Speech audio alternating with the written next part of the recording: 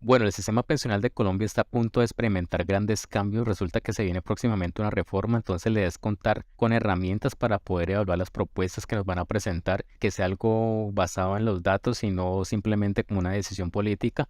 Yo sé que este tema de pensiones es bastante denso, entonces ahí nos va a dar para hacer varios videos. Por hoy voy a comenzar a contarles lo que es el envejecimiento de la población. Entonces traje unas gráficas de cómo ha cambiado la pirámide poblacional a lo largo de los años, cómo está la tasa de fertilidad y algo de qué implica pues esto en la sostenibilidad del sistema. Bueno, voy a contarles rápidamente cómo funciona el sistema pensional colombiano en la actualidad. Resulta que hace más de 30 años estamos como en la misma discusión.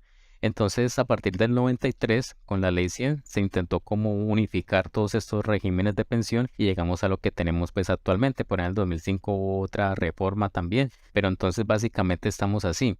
Bueno, la edad de pensión acá en Colombia está para las mujeres en 57 años y para los hombres en 62 años. Digamos que el sistema de pensión, tanto público como privado, se financia en parte con los aportes que dan los empleados. Estos aportes son del 16% del salario. De esos 16% del salario resulta que el 4% lo pone el empleado y el 12% lo pone el empleador. Esto para el caso pues de los empleados dependientes. Para los independientes funciona un poquito diferente.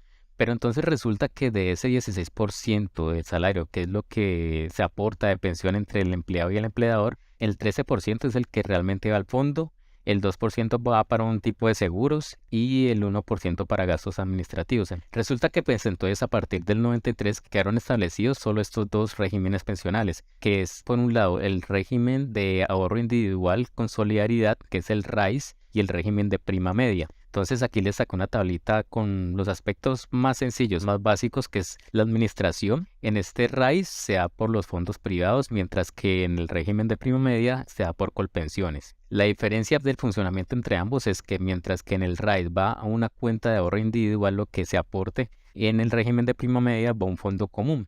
Otra diferencia relevante es que en el RAIS el requisito de semanas para cotizar son 1.150, mientras que en el de prima media son 1.300. Bueno, y el cálculo de la pensión en el RAIS se da como función del saldo acumulado en la cuenta individual y otros aspectos como la esperanza de vida de los beneficiarios, cónyuge, hijos, el género de la persona, y con eso se hace todo un cálculo. Mientras que en el régimen de prima media se da por el promedio del salario de los últimos 10 años. Aún subsisten algunos regímenes especiales que también hacen parte pues, del sistema de pensión y estamos hablando de lo que son pensiones públicas, de las funciones del magisterio, de las fuerzas militares, de la policía, etcétera.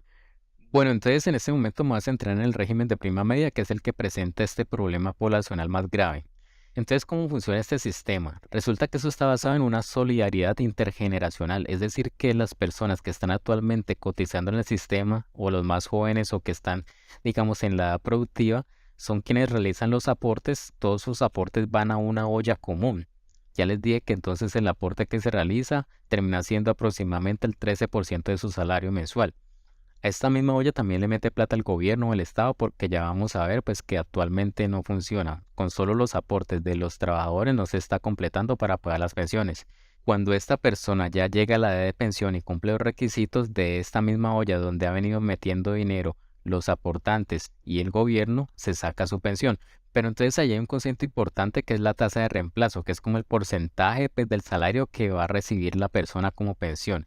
Este porcentaje varía en el régimen de prima media del 65%, si se cotiza más semanas puede llegar al 80%. Recuerden que acá hay una garantía de la pensión mínima, pues que no se puede pagar menos del mínimo de pensión, pero en otros casos pues sí resulta que lo que se va a recibir es el 65% del promedio de los salarios aproximadamente. Bueno, entonces fíjense que resulta que para pensionar a una persona, si estamos hablando del 65%, tendrían que haber más o menos 5 personas aportando su 13% mensual.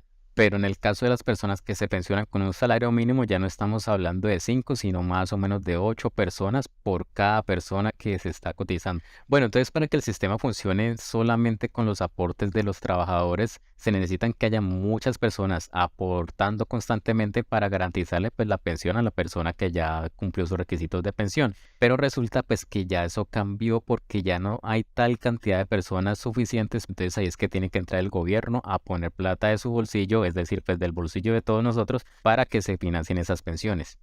Entonces, para mostrarles eso, les traje un indicador que es la tasa de fertilidad, pues este es el número promedio de hijos que cada mujer tendría a lo largo de su vida. Entonces, para esta tasa de fertilidad se estableció un número del 2.1 que sería como el nivel que garantiza el reemplazo de la población, es decir, como que para que la población se mantenga estable y no decrezca.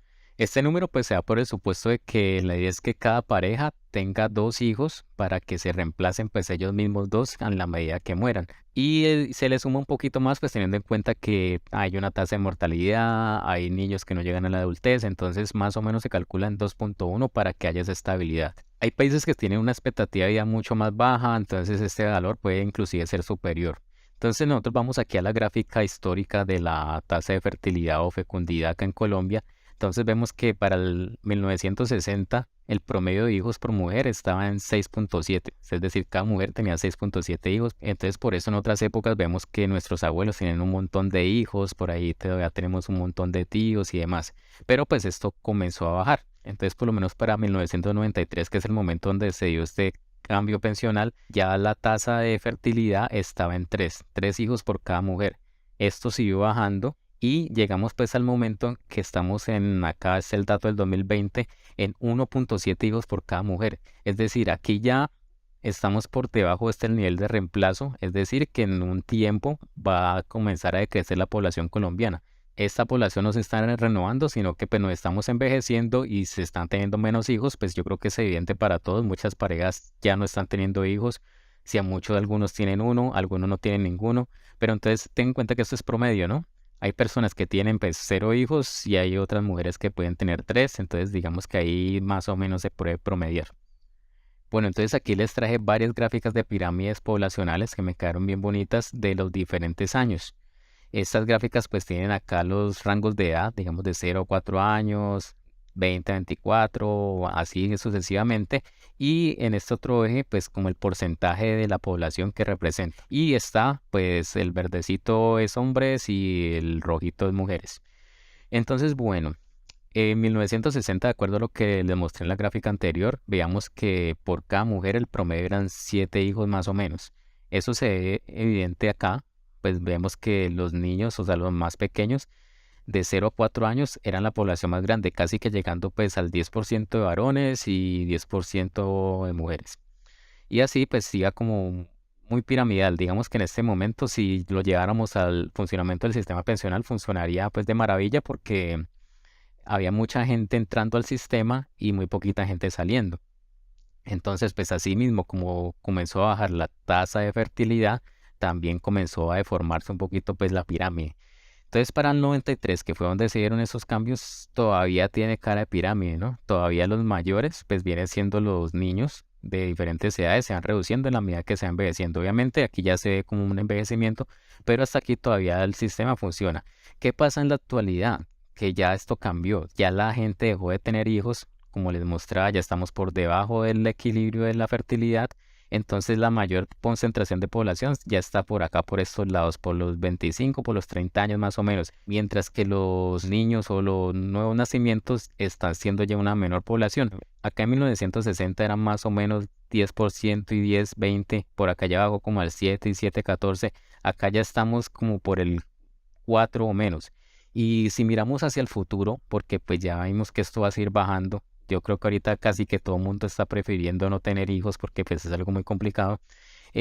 Puse acá el 2060, o sea, 100 años después de que estábamos así, en el 2060, ya totalmente se invirtió la pirámide, ya estas personas que estaban por aquí en los 30 se van a haber envejecido y ya el mayor porcentaje de población va a estar por acá en la edad de pensión. O sea, por encima de los 60 años va a estar el grueso de la población colombiana, mientras que las personas jóvenes ya van a ser mucho menos.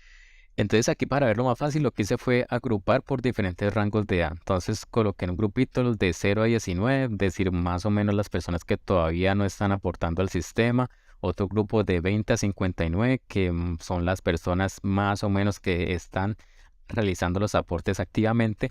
Y otro grupo de 60 en adelante, que son las personas que ya están en edad de pensión.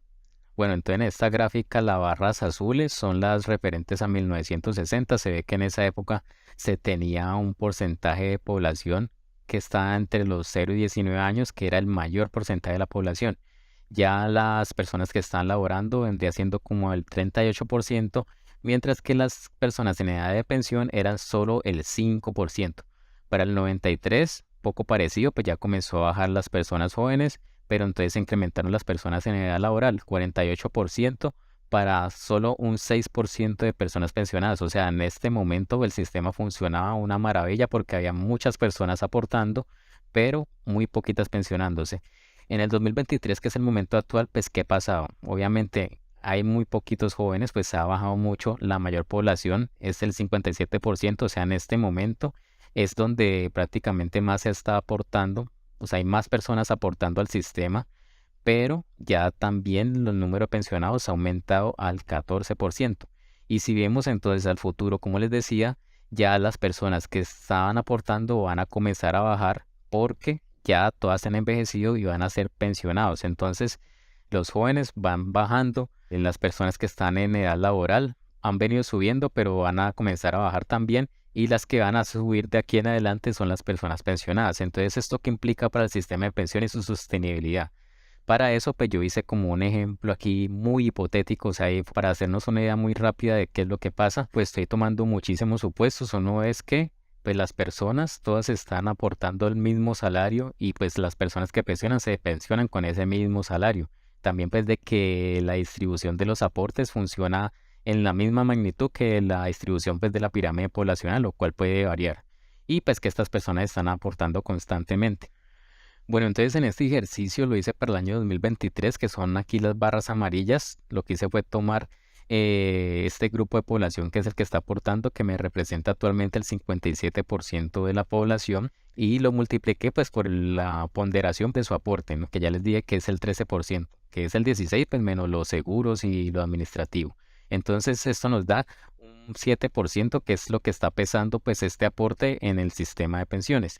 Y por el otro lado, pues saqué el dato de las personas que están pensionándose, que son el 14%. Esta es la proporción pues, de la población que está en edad de pensión. Este 14% como mínimo recibe un mínimo, pero si no, recibe el 65% de su promedio de aportes, aproximadamente. Entonces lo que hice nuevamente fue sobre este 14%, hice el cálculo pues ponderado de cuánto me representa. Entonces el 14 por el 65 me da un 9%. Eso en el 2023. Entonces lo que puedo interpretar aquí en este ejercicio súper rápido es que de la olla están saliendo un 9% y están entrando solo un 7%. O sea, ya hay un neto ahí desbalanceado de -2, que ese de -2 pero lo está cubriendo el gobierno porque no hay de otra. Hice el cálculo para estos 4 datos que les traje de ejemplo. Entonces aquí para 1960 veamos que el sistema está muy bien. Ingresaba 5%, salía 3, había un neto para ahorrar de 2. En el 93 ingresaba 6, salían 4, también hay un neto de 2. En el 2023 fue el ejemplo que les mostré acá arriba. Ya tenemos como un desbalance de -2. Pero entonces cuando vamos al futuro, en el 2060, lo que van a ingresar de aportes ya van a ser el 6% nada más, mientras que lo que va a salir en pensiones, porque hay mucha más gente pensionándose, es el 22%, o sea que ya era un desbalance como del 15%. Hagan de cuenta que está entrando a la ollita 6% y a la vez está saliendo 22%, o sea, esa olla hace rato se vació. Ahí entonces casi que el gobierno con nuestros impuestos es que está cubriendo todo. Bueno, este es solo uno de los problemas que tiene este sistema de reparto de colpensiones. Van a haber más problemas que les quiero mostrar y también de pronto van a haber problemas del régimen de ahorro individual para tenerlos en cuenta. Esto no es algo que pasa solo en Colombia, esto está pasando en todo el mundo. Digamos, actualmente se está discutiendo una reforma pensional en Francia. Están por allá pues en revueltas porque van a subir la de pensión.